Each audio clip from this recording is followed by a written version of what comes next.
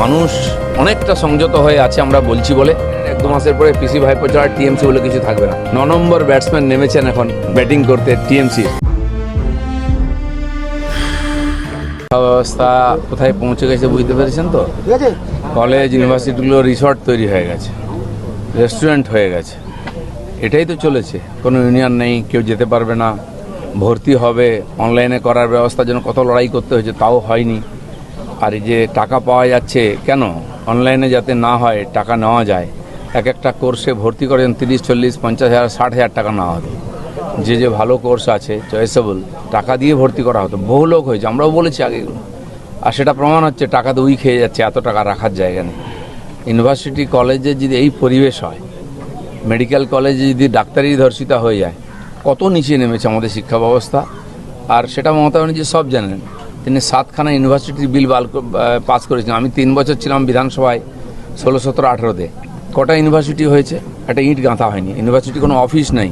কোথায় ইউনিভার্সিটির ভিসি বসে থাকেন কেউ জানে না।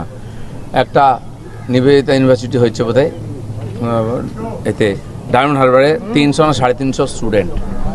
কেবল রাজনৈতিক স্বার্থে আর কেন্দ্রীয় সরকারের টাকা লুট করার জন্য এই সমস্ত করা হয়েছে। সম্পূর্ণ সিস্টেমটাকে শেষ করে দিয়ে গেছেন উনি, পুরো জেনারেশনকে শেষ করেছেন পশ্চিমবাংলায়। এখন ড্রামা করছেন রাস্তায় গিয়ে, কী লাভ আছে এসব করে? শিয়ালদহ স্টেশনের আশপাশ থেকে দেখা গেছে গত 1 বছর, গত 2 বছরে ভুড়ি ভুড়ি আগ্নেয়াস্ত্র উদ্ধার হয়েছে এবং সুরেন্দ্রনাথ কলেজের কাছ থেকে একবার নয় একাধিকবার আগ্নেয়াস্ত্র উদ্ধার হয়েছে। এই কলেজগুলোকে কি কাজে লাগানো হতো?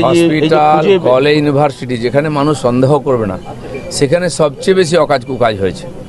বম বন্দুক থেকে আরম্ভ করে টাকা পয়সা লুটপাট, এখানে মদ খাওয়া ফুর্তি করা, এইসব হতো, পার্টি হতো। তো আপনি ভাবুন কি পরিবেশ হয়েছে, কি অবস্থায়। এত অস্ত্রশস্ত্র আনা হয়েছিল ইলেকশন লড়ার জন্য, কিন্তু ইলেকশন কমিশন কিছুই করতে দিল না। এখন সেই সব হাতিয়ারপত্র তো আছেই, যেখানে সেখানে ছাপ্পা মারলে বেরোবে। মানুষ যেগুলো জানতো টিএমসির অফিস থেকে মজুত করা সরকারি মাল পাওয়া যাচ্ছে, লোকেরাই বার করছেন দরজা ভেঙে। আর ক্ষেতের মধ্যে টাকা পাওয়া যাচ্ছে। ভাবতে পারছেন কি অবস্থায় পৌঁছেছে পশ্চিমবাংলায় এই 15 বছরে। তারপরেও বড় বড় কথা বলছেন ওনারা। মানুষ অনেকটা সংযত হয়ে আছে আমরা বলছি বলে। মানুষের আর ধৈর্যের বাঁধ ভাঙবেন না, এইসব ড্রামা বন্ধ করুন। ক্ষোভ বিক্ষোভ, বাড়িতে যান, রাস্তায় শুয়ে পড়ে আর নাটক করছেন আপনারা।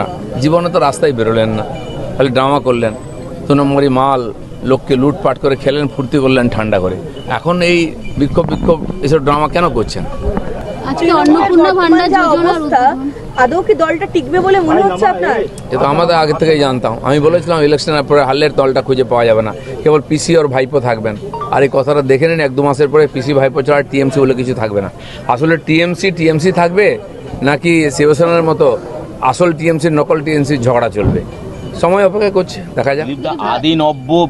আদি এবং নব্য তৃণমূলের লড়াই চলছে। মধ্যরাতেও দেখা যাচ্ছে কুণাল ঘোষ তিনিও পোস্ট করছেন ঋতব্রতকে নিয়ে, কটাক্ষ করা হচ্ছে। কটাক্ষ করুন, যাই করুন। এখন টিএমসিতে একজনের নেতা বেঁচে আছেন, তিনি হচ্ছেন কুণাল ঘোষ। তিনি দেশের জন্য লড়াই করছেন, রাস্তায় শুয়ে পড়েছেন, দিদির হাওয়া এখনও খাচ্ছেন। যারা দিদির হাওয়া খেয়েছে তারা কোথায় হাওয়া খাচ্ছে? জেলে। এখন এটা যেন খেয়াল করেন। আর আমার মনে হয় এই লাস্ট উইকেট চলছে, 9 নম্বর ব্যাটসম্যান নেমেছেন এখন ব্যাটিং করতে টিএমসির, যিনি কুণাল ঘোষ, যিনি টিএমসি হয়ে ব্যাটিং করছেন। ব্যুরো রিপোর্ট, সোনারপুর বার্তা।